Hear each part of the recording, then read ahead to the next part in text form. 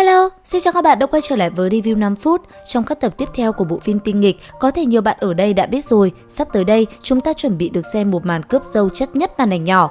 Và tất nhiên, Vương Lâm chính là nam nhân chính trong màn cướp dâu đẫm máu này để giành lấy Lý Mộ Uyển, người mà anh ấy yêu thương nhất. Chẳng những thế, Vương Lâm còn dùng sức mạnh của mình đoạt lấy quyền kiểm soát Vân Thiên Tông, khiến đám lão tổ cũng phải xanh mặt cúi đầu.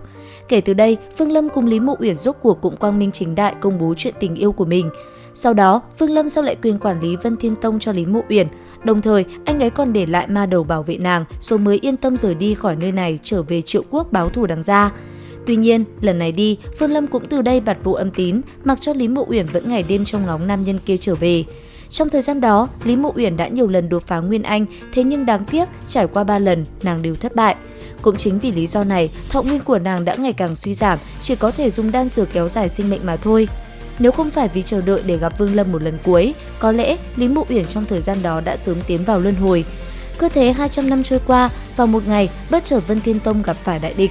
Lần này xuất hiện một tên tu vi hóa thần, cho dù là toàn bộ Vân Thiên Tông cũng không ai có thể chống lại hắn. Còn Vương Lâm, lúc này anh ấy đã đạt tới cảnh giới hóa thần trung kỳ, tuy nhiên đang trong lúc chạy trốn khỏi địch nhân với cái tên Tằng Ngưu, bất chợt đi ngang qua Tu Ma Hải, nhìn về Sở Quốc, anh ấy đột nhiên xuất hiện cảm giác lo lắng. Bởi thế, Vương Lâm quyết định tìm mua cho Lý Mộ Uyển một món quà rồi mới quay về Sở Quốc tìm người mình yêu.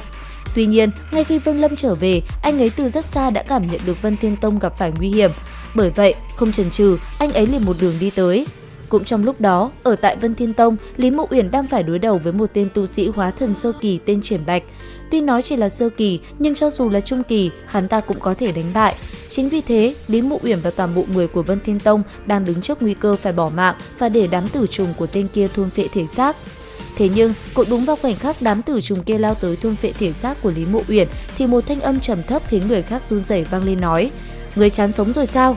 Lời nói vừa dứt, thân ảnh Vương Lâm liền xuất hiện. Nghe vậy, Lý Mộ Uyển giật mình nhìn thân hình phía sau Triển Bạch, hai hàng lệ trong mắt nàng không kìm được xối xả lăn xuống. Còn Triển Bạch vừa nhìn thấy Vương Lâm, hắn ta đã run rẩy, đây chính là người hắn sợ nhất, thật không ngờ lại xuất hiện ở đây. Phía đối diện, Vương Lâm cũng chẳng nhiều lời, ngay lập tức cầm trường thương trong tay, thân hình liền đuổi theo tên kia. Chỉ trong tích tắc, sau một hồi giao chiến, Triển Bạch đã bỏ mạng. Tuy nhiên ngay sau đó, Lý Mộ Uyển chưa kịp nói với Vương Lâm lời nào đã ngất đi. Bởi vậy, Vương Lâm lập tức lao tới và bế nàng vào bên trong. Sau đó, anh ấy liền truyền linh lực vào cơ thể Lý Mộ Uyển giúp nàng tỉnh lại. Vừa nhìn thấy Vương Lâm, Lý Mộ Uyển cười nhẹ, nét mặt rạng rỡ vô cùng. Nói vài lời, nàng lại một lần nữa thiếp đi trong lồng ngực Vương Lâm. Còn nam nhân kia, sau khi Lý Mộ Uyển thiếp đi, anh ấy cũng liền rời khỏi gian phòng. Gặp đám trưởng lão Vân Thiên Tông, Vương Lâm hỏi qua thì biết được toàn bộ sự việc trong hơn 200 năm qua. Nhanh chóng trở lại, Lý Mộ Uyển đang hôn mê, Vương Lâm cũng liền tìm cách giúp nàng đột phá Nguyên Anh kỳ để gia tăng tuổi thọ. Thời gian trôi qua, không lâu sau, Vương Lâm đã dẫn Lý Mộ Uyển rời đi khỏi Vân Thiên Tông. Sau đó đến một nơi vắng vẻ, Vương Lâm liền lấy ra bảo tháp rồi cùng Lý Mộ Uyển ở đó. Trong thời gian ngắn ngủi ấy, hai người rất hạnh phúc. Hàng ngày, Vương Lâm đều cố gắng chữa trị cho Lý Mộ Uyển. Sau đó, hai người lại cùng nhau trò chuyện hết sức vui vẻ. Thời gian trôi qua, vì để mua được lục phẩm đan dược, Vương Lâm đã dẫn theo Lý Mộ Uyển cùng hai tên tu sĩ Nguyên Anh hậu kỳ trở lại Tu Ma Hải. Điểm dừng chân chính là động phủ gần Đấu Tà Phái, nơi mà năm xưa Lý Mộ Uyển cùng Vương Lâm ở đó. Cứ thế, trong lúc chờ mua được lục phẩm đan dược, hai người đi khắp tòa thành tại Tu Ma Hải và cùng nhau nhắc lại những chuyện mà hai người đã cùng nhau trải qua. Thời gian trôi qua, rốt cuộc cũng đến ngày đấu giá. Đến khi đại hội đấu giá diễn ra, Vương Lâm rốt cuộc cũng thành công lấy được phương thuốc luyện chế lục phẩm đan dược. Tuy nhiên, đan dược để luyện chế lại vô cùng khó tìm. Cuối cùng, để tìm đan dược thay thế, Vương Lâm phải chật vật gần 1 tháng trời mới có thể tìm ra.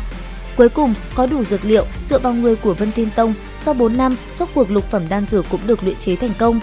Tuy nhiên, trong thời gian đó, Lý Mộ Uyển đã già đi trông thấy. Thế nhưng, sau khi phục dụng đan dược này vào, Lý Mộ Uyển lập tức trẻ lại. Cảm giác hạnh phúc của Vương Lâm một lần nữa trào dâng, anh ấy lập tức bắt tay vào quá trình giúp nàng đột phá Nguyên Anh. Thế nhưng, mệnh nàng đã hết, vừa kịp kết anh thì sinh mệnh đã tàn. Nàng nhìn Vương Lâm nói: "Vương Lâm, đây là nhân quả của đôi ta, đây là sự lựa chọn của thiên đạo." Dứt lời, hai mắt nàng đã nhắm lại. Thấy thế, Vương Lâm mắt đỏ hoe gầm thét trong vô vọng quát: "Trời cướp nàng đi, ta nhất định sẽ mang nàng trở về." Dứt lời, Vương Lâm liền chiến cùng luân hồi. Cuối cùng, anh ấy vẫn phải chịu thất bại, toàn bộ cảm xúc lúc này đều rơi vào trong đau khổ. Tuy nhiên, Nguyên Anh của Lý Mộ Uyển vẫn chưa bị phá. 19 năm sau, ý thức sẽ hồi phục, nàng lại có cơ hội tái sinh. Thế nhưng, liệu hành trình hồi sinh Lý Mộ Uyển có dễ dàng như vậy? Theo dõi kênh để biết thêm chi tiết nhé! Xin chào và hẹn gặp lại!